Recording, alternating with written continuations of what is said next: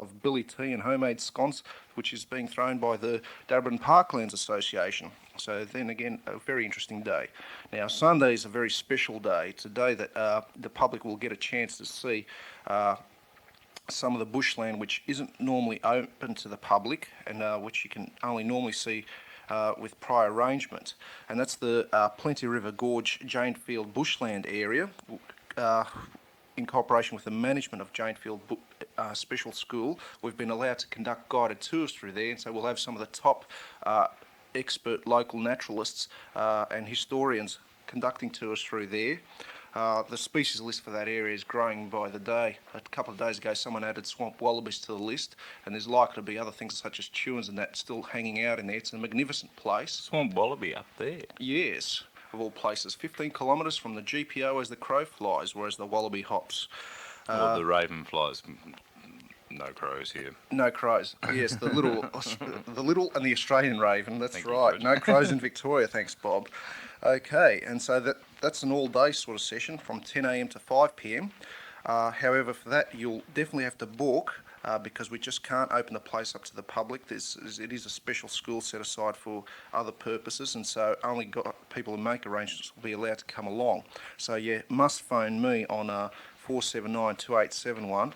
If you want to get in on that. And there's a Put me down, George, I think. Okay, I'll definitely book in for that one, Roger. It's going to be good value for money. Speaking of money, all these activities are free, and there'll be a night spotlighting session along the wild Plenty River Gorge, again at Janefield Colony, at the Janefield Bushland area. That'll start around 5 p.m. Again, you've got to phone me to book in for that one. On Monday, there's a whole lot of local activities. Early in the morning, 10 a.m.-ish, there's a riverine and wetland wander at Wilson Reserve in Charlesworth Park. The person to contact for that is Anthea Fleming, 494642, and she's from the Riverland Conservation Society, and that's a joint activity co-hosted with the Warringal Conservation Society. Following that, or at about 10:30 a.m, there's a Rosanna Parklands nature walk, looking at a sort of semi-urban environment, and the organiser for that is Ian Leith. You can contact him on 459-1479. Again, a Warringal Conservation Society do. Following that, there's a planter woodland in the Victoria Cross Reserve in McLeod. The concerned residents up there have really got their act together. They've got developers on the run, and they've got the local council on site, and it should be a good effort and a bit of a barbecue lunch there, BYO meat. Contact 458-1343, and that then leads on to the final activity for that long weekend, and that's a tour of McLeod's open spaces of nature and history, winding up through McLeod, the old railway line, into the area in Mont Park, checking out some of the remnants in there and some of the landscaping work that's being done to enhance and promote local Indigenous trees.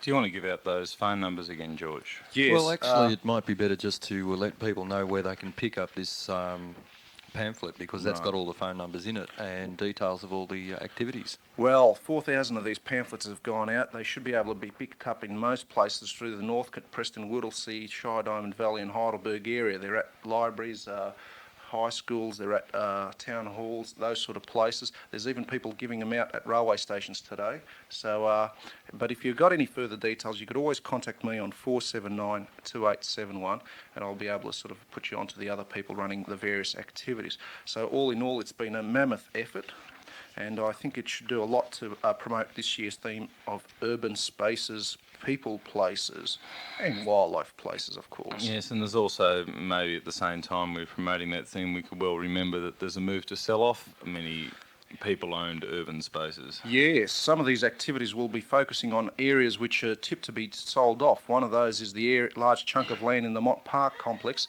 which is separates the two wildlife reserves. La Trobe Unit has been fulfilling a partial role as a wildlife corridor. There's been a move to develop the area for residential purposes by the Urban Land Authority. Consultants are currently working on the process of trying to wedge in something like 600 houses in the three little sites around the Mont Park complex. The biggest chunk of land, obviously, between the two reserves, they're only going to try and squeeze 450 to 500 houses in there. But all in all, it should be a bit of an environmental wipeout there. Their ideas of corridors are something the width of a bicycle path and street nature strip. I think when people think of corridors in bureaucracies, they think of the kind of corridor that runs down the side of a terrace home. If two people can pass shoulder to shoulder, then any animal can get along That's it, right, obviously. because after all, wildlife is smaller than humans, aren't they? Well, the whole corridors thing is just a bloody euphemism because it came up. The talk about corridors was talking about corridors that were sort of many kilometres across type corridors, the original discussion on it. And one of the things was a shortening of the range of the white-tailed black cockatoo in Western Australia. But that was by mass clearing for wheat farming. And it was an area many kilometres across that was cleared over a few years. And the animals had no incentive to travel into this unfavourable country. So their migration from north to south and south to north stopped. And so shortened their range. When we talk about corridors with Greens Bush, they'll talk about wildlife corridors come up there. Often they're just suicide runs because they do indeed encourage native animals to travel down them if it's native vegetation and either side is surrounded by paddocks, and they do need to move out of their area because it's too small, but they're usually closely inhabited by bloody cats that use it as a really great spot to get this concentration of small native animals and birds that have to move along. So smaller corridor talking about that is just, really bad. There's no biological basis for it whatsoever. Well, chewing into northern Melbourne's open space isn't really going to sort of help all these attempts to sort of put the environment back, such as what we're seeing along Darrabin Creek. There's some magnificent work being done there, but if we sort of block off the corridors and that place has no links with places such as the wildlife reserves or Greswell Forest or even sort of, other areas further north, then you're really sort of going to get a lot less value out of all that effort in the long run. Well, you could just imagine around the Latrobe Wildlife Reserve or Greswell Forest, if there's another 500 moggies move into the area, that'll just spell the end of the rest of the wildlife in there. They'll kill everything but the kangaroos. You're very right there, Roger. One of our biggest fears are the off-site pressures and effects which more housing in the area will create. In other words, the need for more places to walk dogs and cats and all that sort of thing and kick footballs. A lot of the social values that current open spaces fulfil have not been assessed at all by the government. They've gone ahead, they've made the decision, regardless of the fact that they've got so many letters in people's hands saying, oh, look, full public consultation will occur before we even decide what we do with this area. And the only reason we want to do anything with it is because it's surplus to the health department's requirements. It's far from that, folks. It's and since the Premier's conference, well, we heard, John Cain say himself that he'll really look at sort of disposal of assets that's being rushed on. What I want to know is what's going to happen next year or the following year or the next time there's a bad Premier's conference. Okay. All right, we'll be back in a minute and talk about wildlife. Oh, you got something else to say, George? Yes, well, with all this happening right Sorry, now, mate. the Protection of Public Lands Coalition have organised a big mega meeting, thousands and thousands of pamphlets and publicity going out in conjunction with the Hospital Employees Federation, who aren't very pleased about this sale of the Mont Park complex land. And the meeting will be held Tuesday week at Greenwood High School in Bundoora, starting at 7:30 p.m. That's Tuesday the 9th of June. Be there. Okay, George, and we'll give another plug for that towards the end of the show. We'll be back to talk about animals.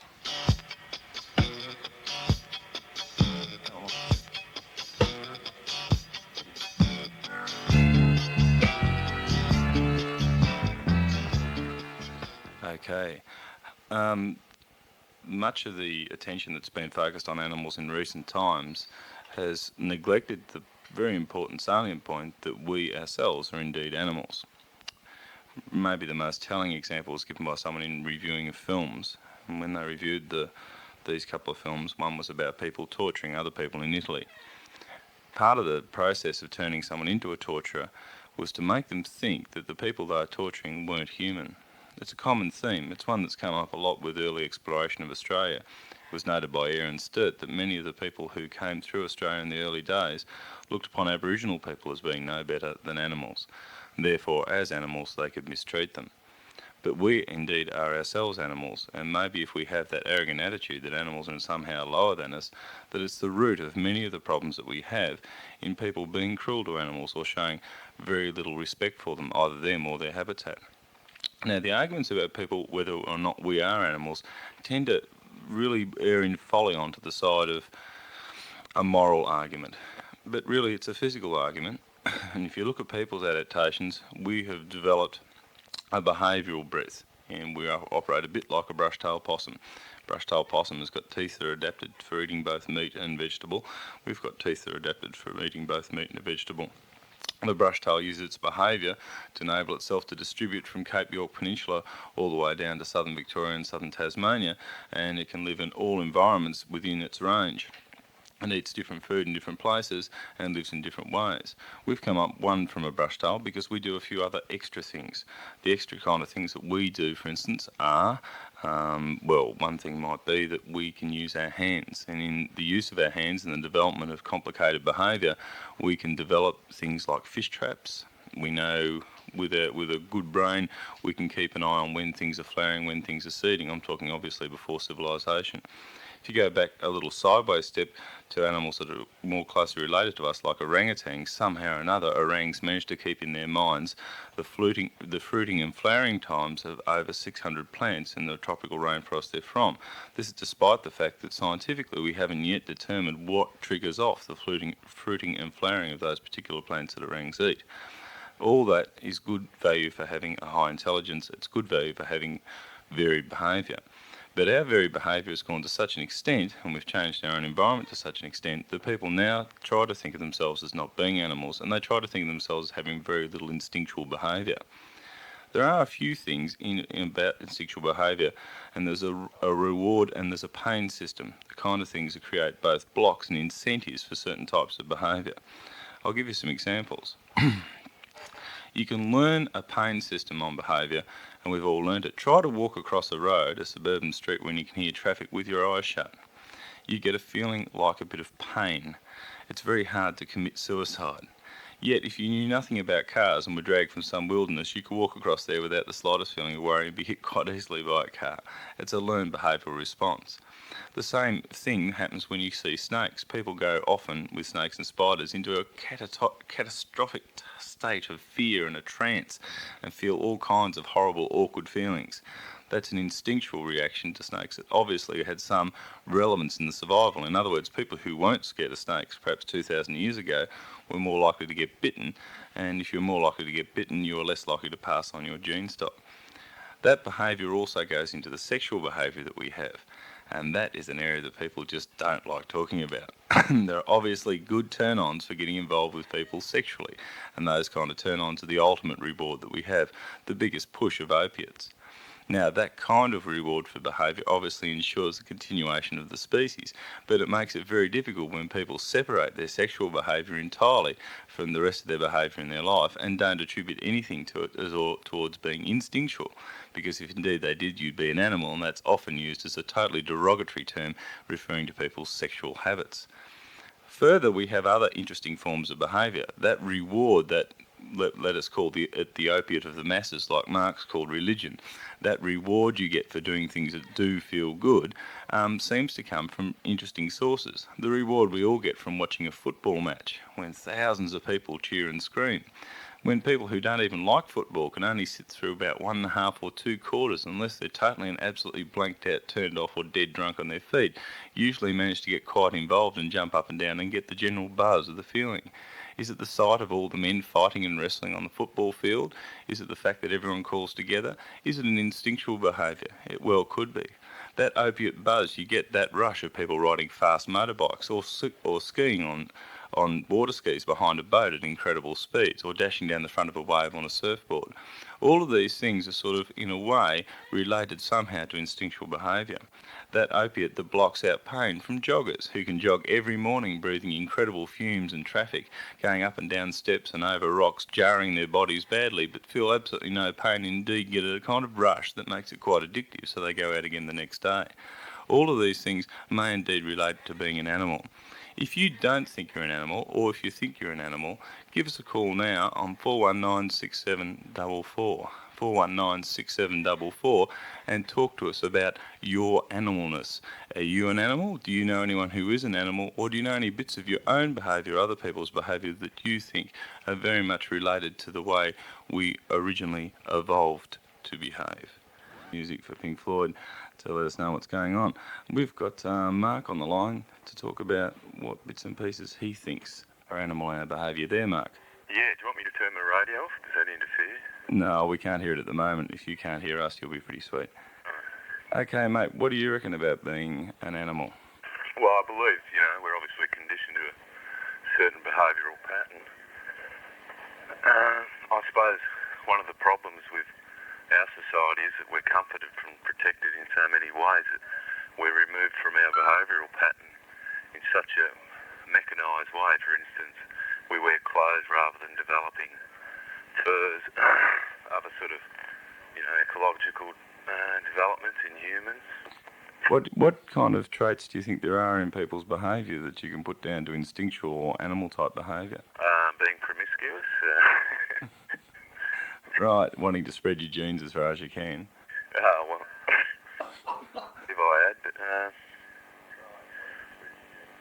What's another one you can think of, mate? I think a typical one is that we all survive off one another like animals do, but in a different pattern to animals, whereby they support in feeding habits, we support it in more of a stylised fashion. We go to work, we use cars, we don't... So the work and the use of carrying to work is what, a replacement for hunting, is it, in the typical sense, or don't you go along with that classical socio-biological stuff?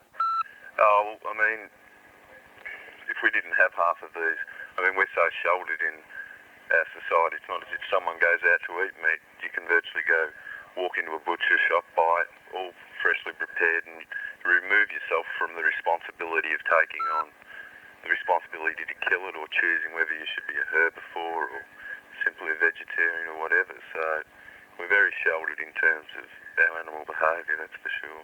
All right, mate. Well, look, I hope you give us a call after the show so we can catch up with you. But thanks a lot for your comments. No worries. Okay, we've got someone else online to talk about their animalness. Hello. Oh, yes. That's an interesting one. We've got a beep on. If you want to talk about your animalness, you can give us a call on 4196744. Yeah. What do you think about what Mark was saying, Roger? Oh, that's interesting. I think that we've sort of dealt with this one a little bit before, and one of the biggest things that gets people upset is when you do say that people are animals and they insist that humans have got some sort of divine right which puts them above animals. I found that one as generally being the biggest, hairiest argument that people use, and you can use all the justifications for natural behaviour that you can like, they just don't believe you. Yes, well, we've got another call. We'll see what they've got to say. Hello, you're on air talking about animalness. Yeah, I just wanted to say that if you really think back to when we were all natives type deal, and like you look at the tribes that are still surviving. Right, you could speak up a bit too, we could all hear you then. Yeah, sorry.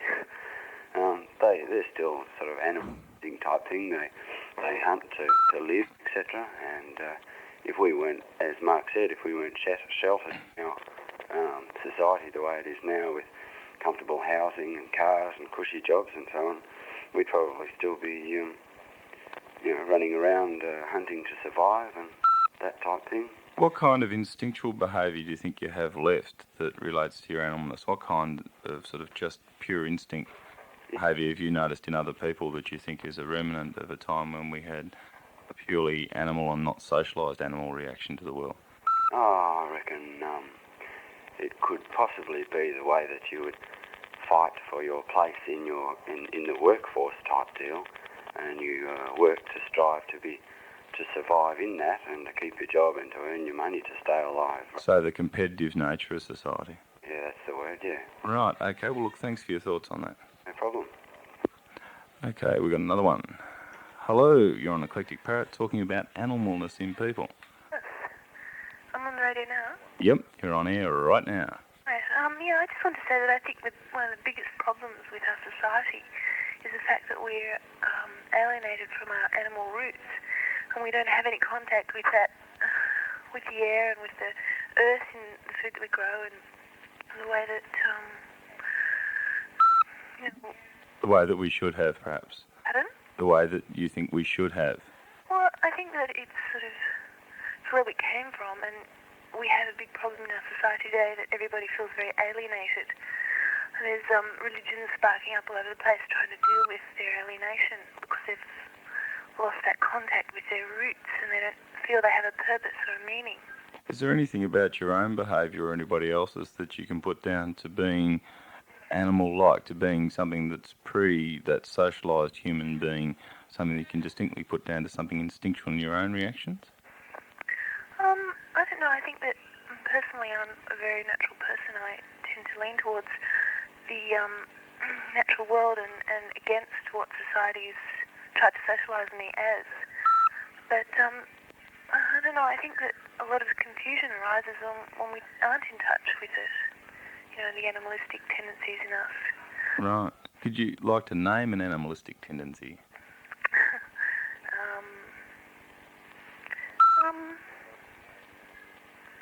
No, that's a difficult one. All right. Okay, well, we'll let you go with that, but thanks a lot for your comments. Okay. And we'll get another call. Hello. You're online talking live about animalness on Eclectic Parrot. Hello. Yes. I was just thinking, oh shit, turn the radio off. Right, yep. Okay, you're allowed to say shit on the parrot. Now, what were you going to say about animalness and people? Thinking it'd be interesting to ask my pet cat that. Then I thought, well, there's no need to ask it because I know what it'd say. Every opportunity it gets, it tries to start sleeping in our bed and start eating our food. If we let it get away with it, it'll start taking over the house because it often gets the impressions of likes to think it's better than we are. And so I think if it had the intellectual capacity to articulate it, it'd soon be saying, I'm not an animal, I'm superior to all other things. Right, well, what's the point you're trying to make by that? Do you think that do you believe that you are an animal for a start? Oh, well, that's what we're taught in school. That is a state school, non-Catholic schools anyway, that we're part of the animal kingdom. But I think it's part of animal nature, for want of a better term, to try to transcend, I suppose, the present physical conditions and trying to improve ourselves and go up and beyond it. And I think human beings have got, over the centuries, developed a pretty good disguise to their animal origins with houses and domestic devices and cultural practices which generally obscure perhaps some of our more basic elements. Couldn't that all be the unique behaviour of a particular species of animal? Well, I don't know.